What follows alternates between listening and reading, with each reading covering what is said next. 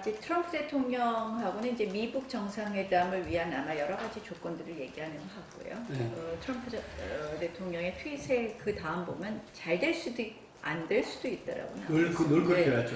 그러니까 이제 결국은 이거는 뭐 하나의 조건에 불과하다는 거겠죠. 저는 뭐 지금 박수치고 축을 터트리기에는 너무 빠른 때고요.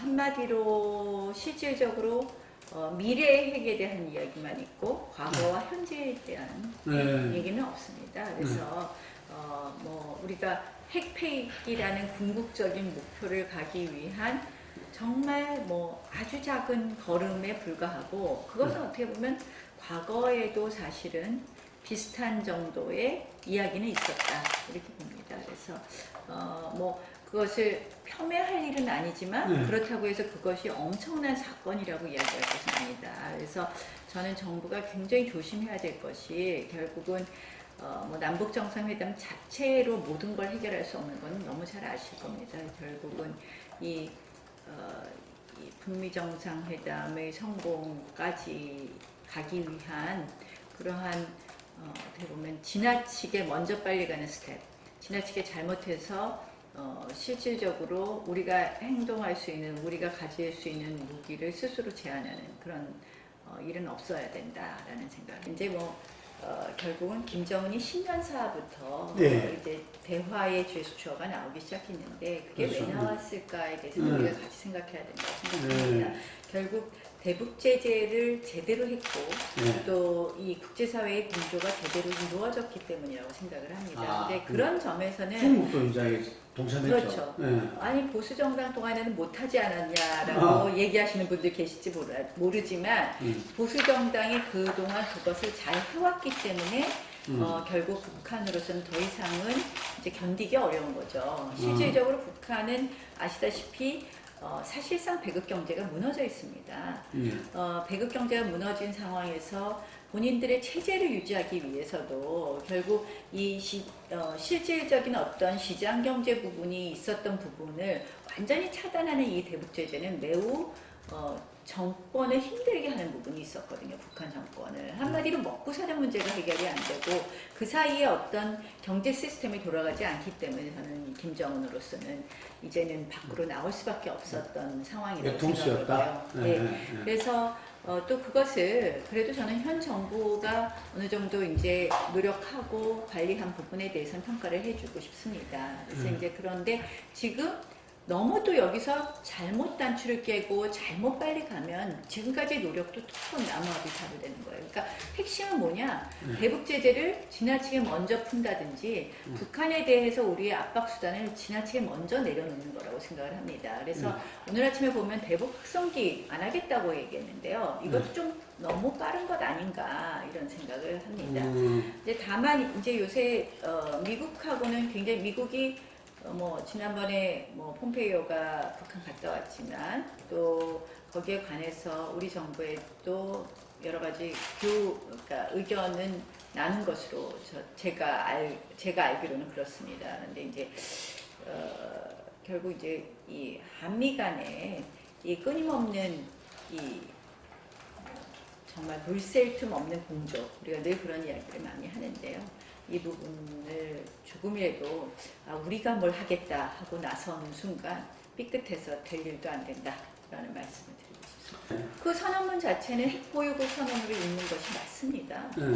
문구 하나를 보면 당연히 핵보유국 선언입니다. 결국 핵 군축 회담을 하겠다고 했어요. 그건 핵 보유국을 전제로 한 것이거든요. 핵 확산 금지하지 않겠다고 했습니다. 핵을 이전하지 않겠다고 했습니다. 결국은 핵 보유국임을 인정하고 거기서 논의하겠다는 취지였어요. 그래서 그거는 핵 보유국 선언이라고 읽는 것이 맞고요. 결국은 핵 보유국이지만 다만 앞으로 추후에 핵실험 안 하겠다. 추후에 ICBM 추가 실험 안 하겠다.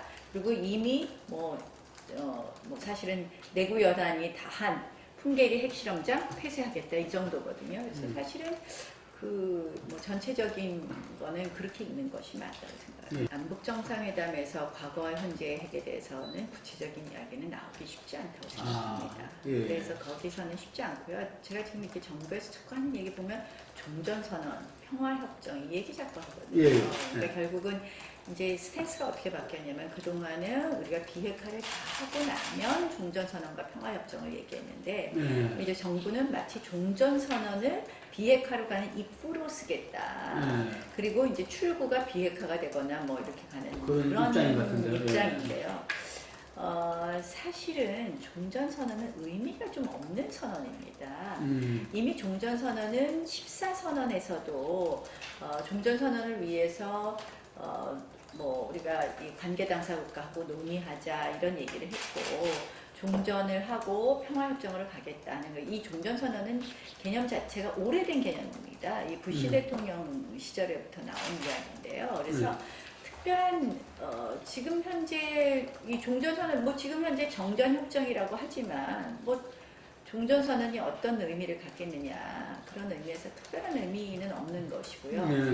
그런데 이 종전선언을 미리 하고 뭔가 일종의 평화가 사실상 있는 상태로 해서 우리가 제재 문제나 이런 문제를 논의하기 시작하면 이게 거꾸로 된다는 거죠. 오히려 비핵화는 못 얻을 수 있다는 거죠. 그래서 원래 그동안의 스탠스가 비핵화를 다 하고 종전선언 평화협정을 하자 그랬는데 이제 정부는 종전선언을 서두르더라고요. 그래서 그런 부분에 있어서 비록 레토릭에 불과하고 저는 의미 없는 선언이라고 했지만 그것이 오히려 제재를 풀거나 하는 것을 성급하게 만들거나 그렇게 해서 사실상 비핵화로 가는 로드맵에 걸림돌이 되지 않을까 하는 그런 걱정이 있는 부분입니다.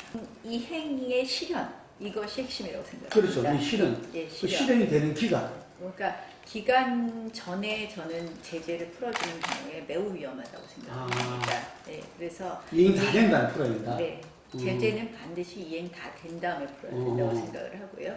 그래서 이제 그게 단계적 공시적이 사실은 단계적으로 몇 번 하다가 이행이 안 됐던 거 아닙니까? 그렇죠. 네, 우리가 이유라든지. 한 번, 두 번, 뭐 정말 세 번 속으면 속인 사람이 나쁜 게 아니라 속은 사람이 바보라는 거 아닙니까? 그래서 상처판이네요. 네, 그래서 저는 그 부분에 있어서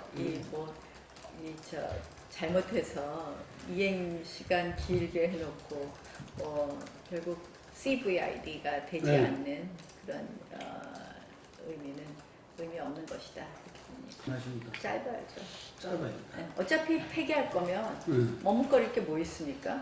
폐기할 거면 뭐 폐기하는 그런 어떤 과정에 들이는 최소한의 시간, 그 시간 이상 우리가 줄 필요가 뭐가 있나요? 더 이상 북한 핵을 방치할 수 없는 수준에 온 거죠. 미국 국익을 위협할 수 있는 수준에 왔다고 보고요. 그래서 해결해야만 될 때가 왔다. 그래서 결국 이제 ICBM의 완성 직전이라고 보는 거 아닙니까? 그래서 미국으로서도 더 이상 자신들의 문제이기 때문에 그동안은 동북아의 문제였고 그다음에 이제는 미국의 문제가 됐고요. 그래서 해결하지 않을 수 없는 그런 시점이 왔다고 봅니다. 문재인 대통령의 운전자로 될 수 있을까요? 뭐 더 이상 언급하지 않겠습니다. 뭐 한반도 운전자로 그 남북 관계에 대해서 운전자로 말씀하시는데 이 북핵 문제 또 한반도에 있어서의 동북아의 평화 문제는 우리 혼자의 힘으로 되지 않는 것이고요. 우리가 독일 통일에 의해서 봤듯이 결국 관계국들의 공통된 어떤 의견 접근이 있어야 되는 것이거든요. 그래서 뭐 문재인 대통령 들어서서 활발하게 움직인 것은 사실이지만 결국 마지막 키는 저는 우리한테 있다고는 생각하지 않고요. 결국 그러나 그 마지막 키를 만들어가는 데 있어서는 또 우리가 같이 공유해야 된다고 생각을 합니다. 그런 의미에서 저는 하여간 남북정상회담에서 과한 욕심을 부리다가는 애써 온 판을 아예 깰 수 있다. 그것이 제가 제일 걱정하는 부분입니다. 돌다리도 두들기며 갈 수 있게 하는 게 보수야당의 역할이라고 생각합니다. 그러니까 아까 폭죽과 샴페인을 먼저 터뜨리면 안 된다고 말씀드린 것처럼 북한의 여러 가지 언급이나 이런 부분에 이면을 우리가 읽어야 되는 것이고요. 그래서 돌다리도 두들기면서 건너가게 하는 것이다 라고 생각합니다. 특히 이제 제일 걱정하는 게 미국이 마지막 순간에 협상을 하다가 미국 국익만을 우선으로 하는 판단을 할까봐 제일 걱정하는 거거든요. 그래서 트럼프 대통령의 언급을 이제 쭉 보는데 그것이 미국을만을 위한 것이 아니라 한국, 일본 등 뭐 전 세계에 좋은 일을 할 것입니다라고 언급은 했어요. 결국 이제 우리가 걱정하는 부분은 ICBM의 추가 개발의 중단 정도. 그래서 사실상 핵 동결에 그치는 그런 북미 정상회담이거든요. 근데 그 부분에 대해서는 우려를 불식하는 그런 언급을 트럼프 대통령이 하기는 했는데요.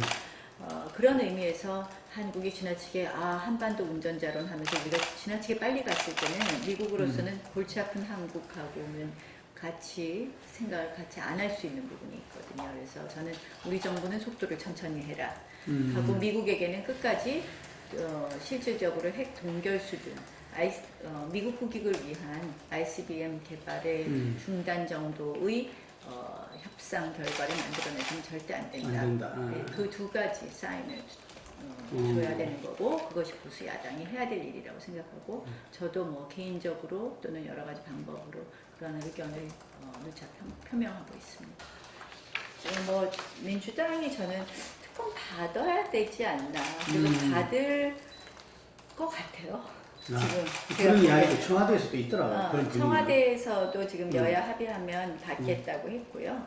실질적으로 지금 뭐 뒤늦게 이제 경찰이 뒷북 수사를 열심히 하고 있는데 민주당으로서도 특검을 받지 않기는 어렵지 않겠습니까? 그래서 저는 특검 받지 않을까 이렇게 생각을 하고요. 우리가 이제 국회법상요.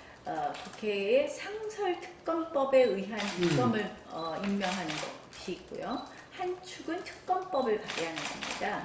우리가 2014년에 상설특검법을 통과시켰어요. 그래서 정치적 중립성과 공정성이 의심스러운 경우에는 특검을 할 수 있게 되어 있습니다. 국회가 합의를 하면. 그렇게 됐을 때는 이제 문제가 뭐냐면 특별검사가 실질적으로 민주당이 지금 추천하는 인사가 될 확률이 높기 때문에 이 경우에는 그렇고 파견검사 숫자가 적기 때문에 이게 조금 실질적 어떤 실효성이 담보되기 어려운 한 번도 적용된 적이 없잖아요. 예. 그렇고 우리가 지금 이제 발의한 특검법안을 하면 이제 저희가 이제 좀 뭐 민주당이 추천한 인사가 아닌 인사가 특검이 될 수 있게 하고 특파견 검사 숫자도 늘렸는데요. 이것이 이제 최순실 특검법 최순실 그때 그렇게 했죠. 처럼 만든 거죠. 그래서 민주당으로서는 더 이상 저는 이거는 본인들이 피해자라면 오히려 밝혀야 되는 거 아닌가 이런 생각도 하고요. 그리고 검찰, 경찰 수사를 지금 믿을 수 없는 것이 너무나 명백하잖아요. 경찰이 수사 이렇게 해도 되는 겁니까 도대체? 제가 보니까요. 경찰 수사가 얼마나 불공정하냐면 1월 29일에 민주당이 고발을 했어요. 3월 21일에 체포를 했습니다. 드루킹을. 근데 가장 핵심이 뭡니까? 170여 개의 휴대폰에 600개의 아이디가 있는데요. 그럼 가장 먼저 해야 될 것이 도대체 휴대폰을 갖고 어떠한 통신을 통해서 어떠한 문자 메시지나 이런 게 오고 갔는지를 봐야 되는 게 첫 번째 아니겠어요? 그냥 상식 아니겠어요? 구속하고 나서 4월 13일에 언론에 나가기 직전인 4월 11일까지도 통신에 대한 영장 청구를 하지를 않습니다. 네? 그리고 나서 또 그 다음에 중요한 게 뭡니까? 이러한 핸드폰을 이용해서 이렇게 범죄 행위를 했으면 돈이 어디서 왔느냐가 가장 중요할 건데 계좌 추적은 언론에 알려진 이후인 나흘 후인 4월 17일에나 들어갑니다. 이미 이제 뭐 또 우리가 보면 뭐 CCTV도 없어졌느니 뭐 이미 뭐 좀도둑이 왔다 간 곳을 뒤늦게 가서 압수하고 수색하고 그러지 않았습니까? 그래서 경찰 수사가 너무 첫 단추부터 믿을 수 없기 때문에 이건 특검을 가는 게 너무나 당연한 소리라고 생각합니다. 아마 특검 가능성은 높다 이렇게 보시는 거죠. 안 갈 수 없다. 뭐 지금 해야 될 것도 많은데 빨리 특검해야죠. 특검하고 저희도 국회 들어가서 일해야죠. 그렇죠. 이미 뭐 드루킹의 그 전공 뭐 자료에 보면 본인들이 한 활동 자료에 이미 대선 기간에 했다는 얘기거든요. 그렇다면 이 정부 탄생의 이 정권의 권력의 정당성 부분도 의심되는 부분이 있는 거죠. 그러니까 이제 경공모의 자료가 있어요. 경공모 활동 자료. 거기에 보면 뭐라고 돼 있냐면 그동안 그게 경공모 자료인가? 그 평소에는 뭐 200개, 300개, 그 다음에 대선 운동, 선거 운동 기간 때는 한 700개의 기사에 댓글 작업을 했다. 그리고 우리가 경선 과정에서는 안희정 후보를 2등으로 만들었고, 그 다음에 대선 과정에서는 안철수 후보가 37%의 지지율이 쭉 올라오니까 5일 동안 네거티브 작업을 해서 그것을 저지시켰다. 이런 이야기가 자랑스럽게 나와요. 그래요. 당연히 안 되죠. 지금 뭐 민주당에서도 요구도 안 하잖아요. 요구도 안 해요? 저는 민주당이 개헌에 대해서 굉장히 제가 문재인 대통령의 개헌안은 진정성이 없다고 처음부터 얘기했는데 민주당은 그 지방선거용으로 개헌을 끄집어냈다고 생각을 합니다. 사실은 지방선거를 개헌 이슈로 가려고 그러는 거죠. 근데 이제 지금은 정상회담 이슈가 있으니까 굳이 뭐 개헌 이슈 가지고 가겠습니까? 그러니까 개헌을 정말 제대로 하려고 했으면요. 네. 국민투표법 개정 안 된 거 작년 가을에 챙겼어야죠. 국민투표법 왜 국회가 안 했냐고 그러지만 사실 아시다시피 모든 위헌 법률을 모든 의원이 알 수 있는 건 아니거든요. 보통 이렇게 상임위에서 이제 그런 걸 챙기는데 아니 개헌을 그렇게 진정성 있게 하려고 했으면 개헌안을 논의하고 할 때 작년에 이미 국민투표법은 이건 필요한 거니까 빨리 해라 하고 했어야죠. 여태까지 모르고 있다가 이제 나중에 중앙선관위 보고를 받았는지 이제 뒤늦게 국민투표법을 개정해달라고 가져왔는데요. 그런 면에서만 봐도 진정성 부분에 상당히 의심스러운 부분이 있습니다. 뭐 이제 헌정특위가 6월까지 하니까 저는 헌정특위 종료 전에 좀 했으면 좋겠고요. 전 개인적으로 이 개헌이 왜 나왔습니까? 우리 최순실 국정농단 보면서 이 제왕적 대통령을 고치자고 한 건데요. 이 문재인 대통령 개헌안 보면 너무 심한 거예요. 그 내용은 사실은 쏙 빠져 있는 거나 마찬가지입니다.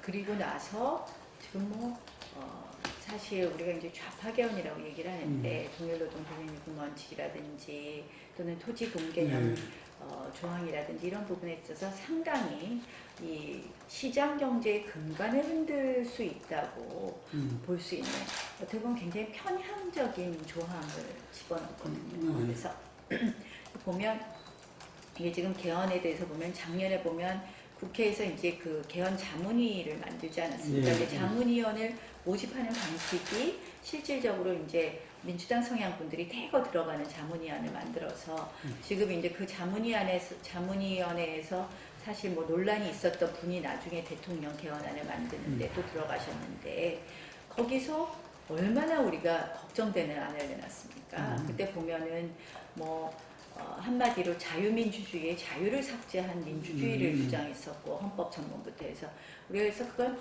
비판했더니 문재인 대통령 개헌안에는 그런 거는 좀 빠졌어요. 그때 처음 내놓은 안은요.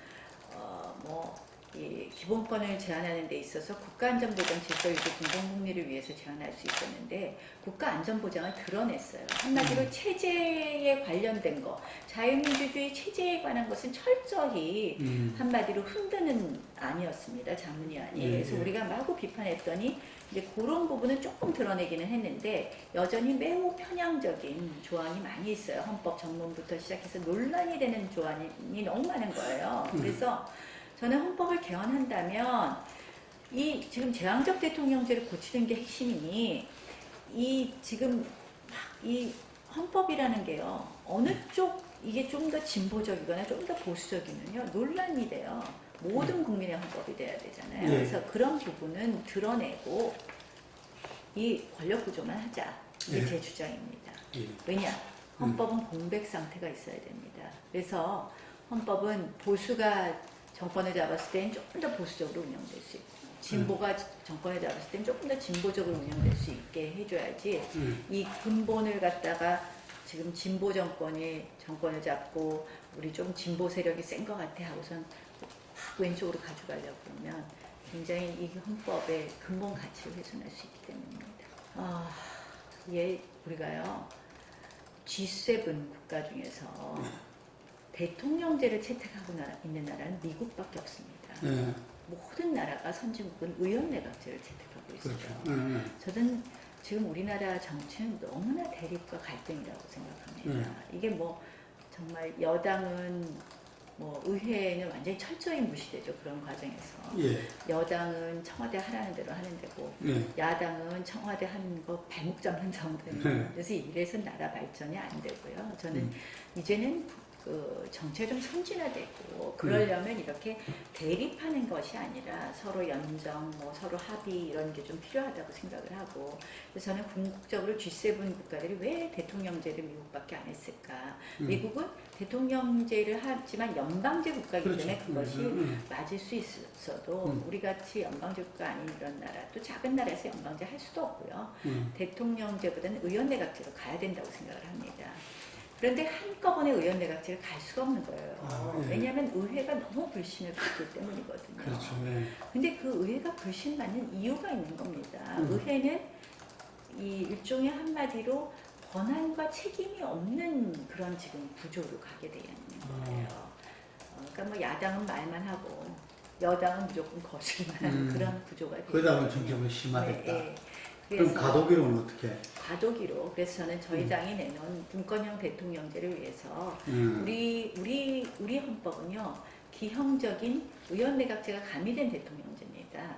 아시다시피 이제 역사를 아시지 않습니까? 재헌헌법을 원래 유진우 박사가 의원내각제 안에 가져왔고 그랬는데 이승만 대통령이 대통령제 아니면 안 하겠다고 해서 갑자기 이제 대통령제를 수정하면서 의원내각제가 계속 있는 거 아닙니까? 그래서 우리는 대통령제지만 국무총리제를 채택하고 있는데, 이 국무총리가 좀 더 실제적 권한을 갖고 있는 총리로 만드는 것, 그것이 출발점이라고 생각을 하고, 그 권한은 어디서 나왔냐?